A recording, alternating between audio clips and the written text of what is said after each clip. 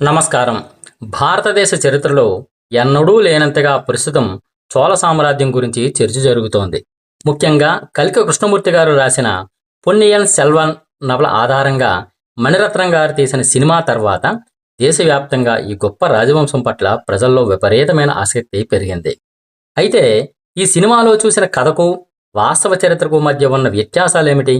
అసలు రాజరాజ చోళుడు, రాజేంద్ర చోళుడు సాధించిన అద్భుతాలు ఏమిటి? వారి నౌకాదళం సముద్రాలను దాటి ఎలా శాసించింది? 1000 ఏళ్లు గడిచిన చెక్కు చెదరని ఈ అద్భుత కట్టడాల వెనుక ఉన్న ఇంజనీరింగ్ రహస్యాలేంటి అనే విషయాలను ఈరోజు మనం అత్యంత లోతుగా చర్చించుకోబోతున్నాం. ఈ చర్చ కేవలం ఒక రాజు గురించి మాత్రమే కాదు, ఒక గొప్ప సంస్కృతి, ఒక అద్భుతమైన పరిపాలనా వ్యవస్థ మరియు సముద్రాలను దాటే భారతీయ కీర్తిని చాటిన ఒక గొప్ప ప్రయాణం.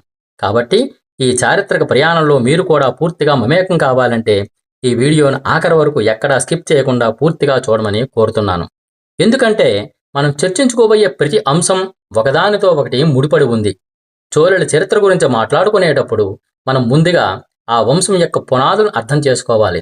సాధారణ శకం 9వ శతాబ్దంలో విజయాలయుడు పల్లవులను, పాండ్యులను ఓడించి చోళ సామ్రాజ్య పునరుద్ధరణకు నాంది పలికాడు. కానీ చోళ సామ్రాజ్యం ఒక ప్రపంచ స్థాయి శక్తిగా ఎదిగింది మాత్రం రాజరాజ చోళుడి కాలంలోనే. ఆయన అసలు పేరు అరుణ్మొళివర్మన్. రాజరాజ చోళుడు అధికారంలోకి వచ్చే నాటికి పరిస్థితులు చాలా క్లిష్టంగా ఉన్నాయి. ఆయన అన్నయ్య యువరాజు ఆదిత్య కరికారుడు ఒక కుట్రలో రహస్యంగా హత్యకు గురయ్యాడు. ఈ సంఘటన చోళ రాజ్యంలో పెద్ద కలకలం సృష్టించింది.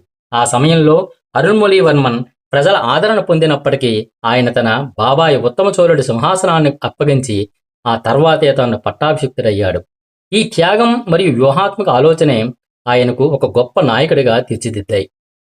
రాజరాజ చోళుడు క్రీస్తు శకం 985లో అధికారంలోకి వచ్చిన తరువాత తన దృష్టిని కేవలం భూభాగంపైనే కాకుండా సముద్రాల మీద కూడా మళ్లించాడు. దక్షిణ భారతంలో అప్పటి వరకు ఉన్న ప్రాంతీయ శక్తులను ఏకం చేసి ఒక సుస్థిరమైన సామ్రాజ్యాన్ని నిర్మించడమే ఆయన లక్ష్యం. రాజరాజ చోళుడు విజయాలన్నిటిలోనూ అత్యంత కీలకమైనది ఆయన సైనిక సంస్కరణలు మరియు నౌకాదళం. అప్పటికే కేరళ తీరంలో ఉన్న చేర రాజ్యాలు, పాండ్యులు మరియు శ్రీలంక రాజులు చోళుడుకు వ్యతిరేకంగా ఒక కూటమిగా ఏర్పడ్డారు. దీన్ని ఎదుర్కోవడానికి రాజరాజ చోళుడు నిర్వహించిన మొట్టమొదటి ప్రధాన యుద్ధం కాందలూరు సాలై యుద్ధం. ఇది కేరళ తీరంలో జరిగిన ఒక గొప్ప నౌకా యుద్ధం. ఈ యుద్ధంలో చేర రాజుల నౌకాదళాన్ని రాజరాజ చోళుడు పూర్తిగా ధ్వంసం చేశాడు. దీనినే ఆయన శాసనాల్లో కాందలూరు సాలే కరముత్తమ అని కీర్తించారు. అంటే కాందలూరు వద్ద శత్రువుల నౌకలను తుత్తునీయలు చేసిన వాడు అని అర్థం. ఈ విజయంతో అరేబియా సముద్రం మరియు హిందూ మహాసముద్రంపై చోళుల ఆధిపత్యం మొదలైంది. రాజరాజ చోళుడు అక్కడతో ఆగలేదు. పాండ్యులను ఓడించి మొదలైన స్వాధీనం చేసుకున్నాడు మరియు పాండ్య కులాసని అనే బిరుదును పొందాడు. అనంతరం శ్రీలంకపై దండెత్తి ఆ ద్వీపం యొక్క ఉత్తర భాగాన్ని జయించి పోలోనర్మన అనే రాజధానిని చేరుకున్నాడు. లక్షద్వీపులు, మాల్దీవులను కూడా తన ఆధీనంలోకి తెచ్చుకోవడం ద్వారా హిందూ మహాసముద్రంలోని ప్రధాన వ్యాపార మార్గాలన్నిటినీ చోళులు తమ గుప్పుట్లోకి తీసుకున్నారు. చోళుల నౌకాదళ శక్తి గురించి మనం ఇక్కడ ప్రత్యేకంగా ప్రస్తావించుకోవాలి. మధ్యయుగ కాలంలోనే ఇంతటి భారీ స్థాయి నౌకాదళాన్ని నిర్వహించడం వెనుక వారి సాంకేతిక నైపుణ్యం ఎంతగానో ఉంది. చోళులు నిర్మించిన నౌకలు కేవలం ప్రయాణ సాధనాలు మాత్రమే కాదు, అవి సముద్రం మీద తెలియాడే యుద్ధ యంత్రాలు. ఓడల నిర్మాణానికి వారు టేకు మరియు పనసకర్రలను ఉపయోగించేవారు. ఇవి ఉప్పు నీటిలో త్వరగా పాడైపోవు. ముఖ్యంగా మోర్టేజ్ అండ్ టాన్ అనే పద్ధతిలో చెక్క పలకను ఒకదానికొకటి బిగించి పటిష్టమైన నిర్మాణాలు చేసేవారు.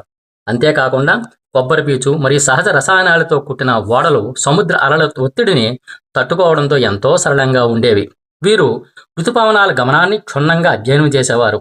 నైరుతి ఋతుపవనాలు వీచినప్పుడు ఆ గాలితో ఆగ్నేయాసియా దేశాలకు వెళ్లడం, ఈశాన్య ఋతుపవనాల కాలంలో తిరిగి రావడం వంటివి చేసేవారు. ఈ నౌకాదళం వల్లే బంగాళాఖాతం ఒక సమయంలో చోళుల సరస్సుగా పిలువబడింది. రాజరాజ చోళుడి పరిపాలనా వ్యవస్థ కూడా నేటి ప్రజాస్వామ్య వ్యవస్థకు మూలస్తంభం లాంటిది. ఆయన సామ్రాజ్యాన్ని మండలాలు వలనాలుగా విభజించాడు. ప్రతి గ్రామానికి స్వయం ప్రతిపత్తి ఉండేది. దీనికి ఉత్తర మేరూరు శాసనాలు ప్రత్యక్ష సాక్ష్యాలు. ఈ శాసనాల ప్రకారము గ్రామంలోని ప్రతి వార్డు నుండి ఒక ప్రతినిధిని ఎన్నుకునేవారు. దీనికోసం కొడవోలి అనే పద్ధతిని పాటించేవారు. అంటే గ్రామస్తుల పేర్లను తాటి ఆకులపై రాసి ఒక కుండలో వేసేవారు. ఒక చిన్న బాలుడి చేత ఆ ఆకులను తీయించి విజేతలను నిర్ణయం చేసేవారు. అయితే ఎన్నికవడానికి కఠిన నియమాలు ఉండేవి.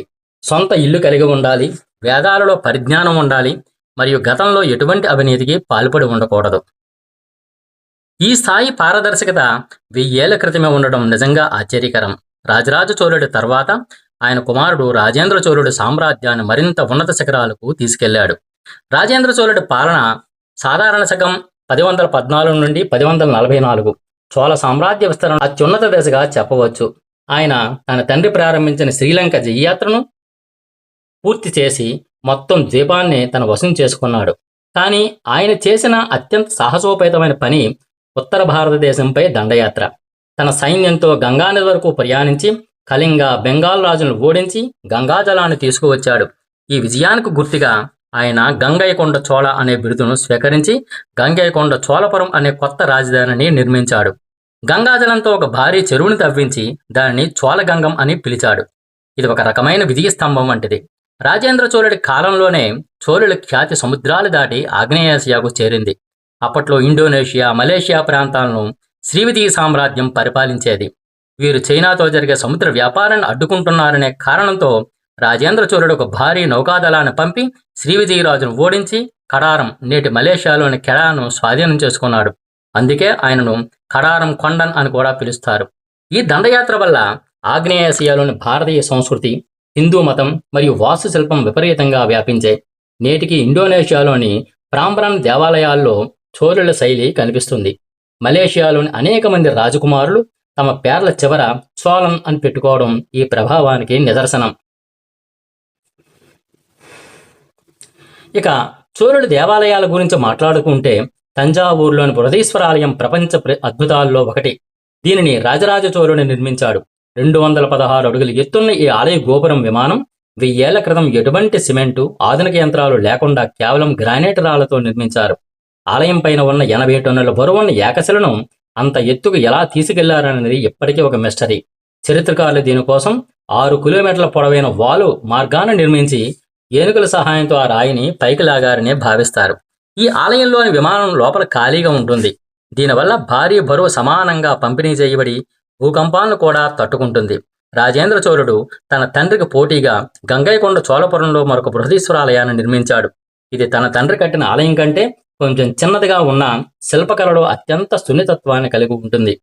చోళుడి కాలంలో మతం కేవలం ఆరాధనకు మాత్రమే పరిమితం కాలేదు. దేవాలయాలు ఒక ఆర్థిక మరియు సామాజిక కేంద్రాలుగా విరాజిల్లాయి. రాజరాజ చోళుడు పరమ శివభక్తుడైనప్పటికీ ఇతర మతాల పట్ల ఎంతో సహనంతో ఉండేవాడు. ఆయన వైష్ణవ ఆలయాలకు కూడా దానాలు చేశాడు.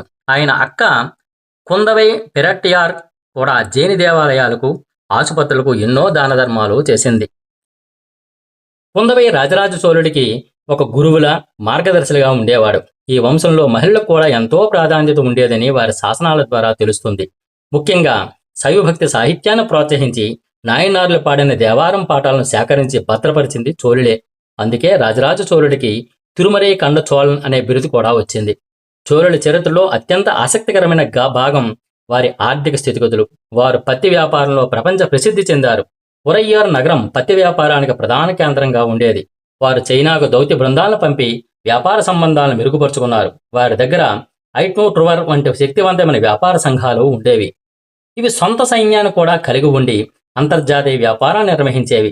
సముద్ర వాణిజ్యం ద్వారా వచ్చిన సంపదనే వారు అద్భుతమైన దేవాలయాల నిర్మాణానికి ఉపయోగించారు. సినిమాలో చూపించినట్లుగా చోళుల కథ కేవలం యుద్ధాలు, కుట్రలకే పరిమితం కాలేదు. అది ఒక సాంస్కృతిక చిహ్నం. రాజరాజ చోళుడి మరణం ఇప్పటికీ ఒక మిస్టరీగానే ఉంది. ఆయన సమాధి ఎక్కడుందనేది స్పష్టంగా తెలియదు. కానీ ఆయన నిర్మించిన దేవాలయాలు, ఆయన వేయించిన శాసనాలు ఆయన కీర్తిని చిరంజీవిగా ఉంచాయి. రాజేంద్ర చోళుడి తర్వాత వచ్చిన రాజులు కొంతకాలం సామ్రాజ్యాన్ని కాపాడగలిగారు. కానీ 13వ శతాబ్దం నాటికి పాండ్యుల ధాటికి చోళ సామ్రాజ్యం అంతమైపోయింది. చివరి చోళరాజు రాజేంద్ర చోళుడి కాలంలో పులి జెండా శాశ్వతంగా కిందకు దిగింది. అయితే సామ్రాజ్యం అంతమైనా వారి వారసత్వం మాత్రం సజీవంగా ఉంది.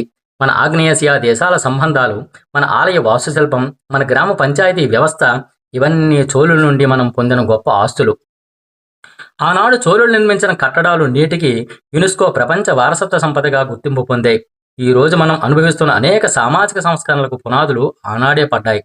చోళుల నౌకాదళం గురించి మరిన్ని వివరాలు చూస్తే వారి నౌకలు రకరకాల పరిమాణాల్లో ఉండేవి. చిన్న నౌకలను నదుల ప్రయాణానికి, భారీ నౌకలను సముద్రాల మీద యుద్ధాలకు ఉపయోగించేవారు. రాజరాజ చోళుడికి తన సోదరి కుందవై అంటే ఎంతో గౌరవం. తంజావూరు ఆలయ శాసనాల్లో ఆమె పేరే ఆయన పేరు పక్కన కనిపిస్తుంది. ఆమె రాజేంద్ర చోళుని పెంచి పెద్ద చేయడంలో కూడా కీలక పాత్ర పోషించింది. ఇదంతా చూస్తుంటే చోళ రాజకుటుంబంలో బంధాలు, అనుబంధాలు ఎంత బలంగా ఉండేవో అర్థమవుతుంది. కల్కి తన నవల్లో సృష్టించిన నందిని వంటి పాత్రలు కల్పితమైనవి కావచ్చు, కానీ ఆదిత్య కరికాలుడి హత్య మరియు తదుపరి జరిగిన అధికార మార్పిడి మాత్రం చారిత్రక వాస్తవాలు. చోళుల పరిపాలనలో నీటిపారుదల రంగానికి ఇచ్చిన ప్రాధాన్యత గురించి కూడా మనం తెలుసుకోవాలి. కావేరీ నదిపై కల్లని ఆనకట్టను అద్భుతంగా నిర్మించడమే కాకుండా ఊరూరా చెరువులు తవ్వించారు. రాజేంద్ర చోళుడు నిర్మించిన చోళగంగం చెరువు 16 మైళ్ళ పొడవు ఉండేది. ఇది వ్యవసాయానికి ఎంతో తోడ్పడింది. వారి కాలంలోనే తమిళ సాహిత్యం కూడా ఎంతో పరిడివిల్లింది. కంబరామాయణ వంటి గొప్ప గ్రంథాలు ఈ కాలానికి చెందినవే. రాజరాజ చోళుడు మరియు రాజేంద్ర చోళుడు భారతదేశం గర్వించదగ్గ అత్యంత గొప్ప చక్రవర్తులు.